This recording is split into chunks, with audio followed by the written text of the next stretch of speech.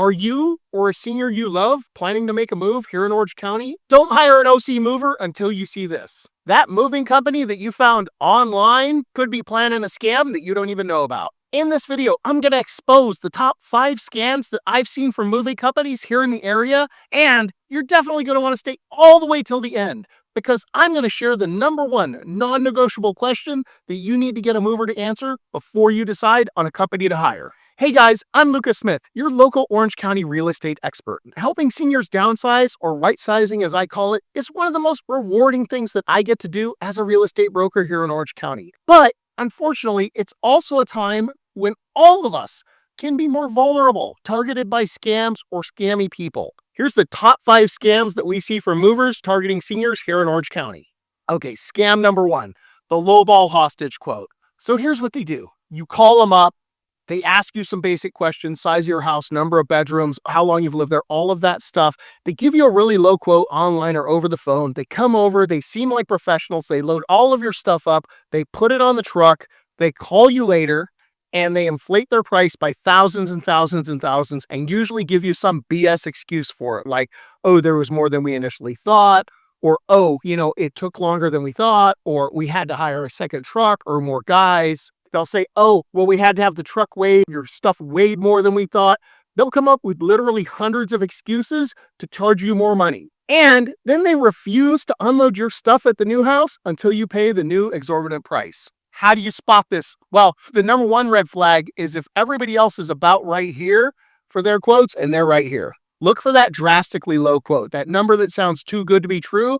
Those are the people you probably want to avoid. Scam number 2, and we've seen this a lot, the fake company deposit scam. You contact them online or over the phone. They'll sound really professional, and they'll again ask you some basic questions.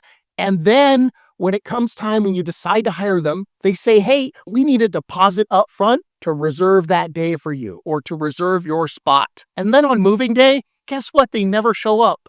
You call the number back, the number's disconnected, the website's down, all of that stuff. They went through all of that trouble just to scam you and a few other people who fell for it while they were live.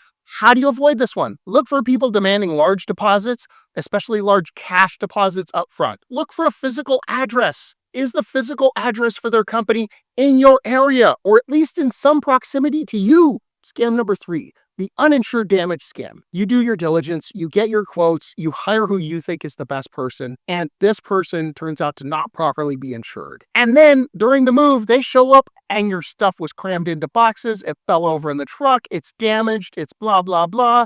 And they say, hey, tough, call the insurance company, we can't do anything about it. Meanwhile, you got boxes full of broken stuff. Then when you file a claim with their insurance company, they're going to offer you pennies on the dollar for your stuff. How do you avoid it? Ask for their insurance documentation. If they can't provide adequate or sufficient insurance documentation, definitely look for somebody else who can. Okay, scam number 4, the surprise storage fee scam. So the movers show up, everything looks legit. They pick up all your stuff, they take off with it in a truck. Then something happens. Truck breaks down, we got delayed, something happens, and they have to unload and store your stuff. You literally pursue them for days or weeks later, and finally somebody says, oh, we had to unload your stuff because of and we put it in storage. And it's just going to be X amount of dollars for you storage fees in order for you to get your stuff back. So what are your red flags? Read your contract. What are their guaranteed delivery windows for your stuff? Another red flag.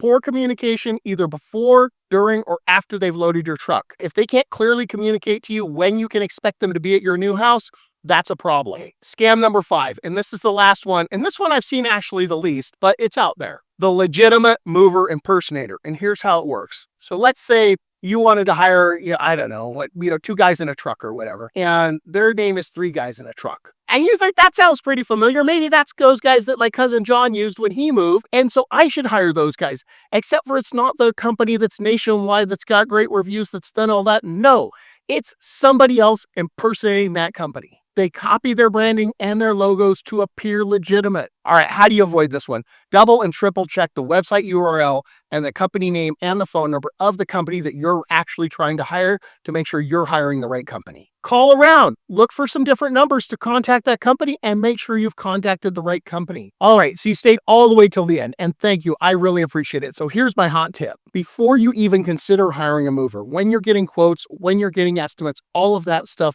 ask them for their T number. This is their official license number issued by the California Public Utilities Commission. And every single legitimate mover must have this number in order to be a legal entity. A real mover is going to give you this right away. A scammer is going to make excuses. Oh, I have to look it up. Oh, I have to get it to you. I'll have the girls in the office give it to you, something like that. All right, guys. So just to sum it up, moving is stressful enough. Always make sure they look at your stuff before they give you a written estimate.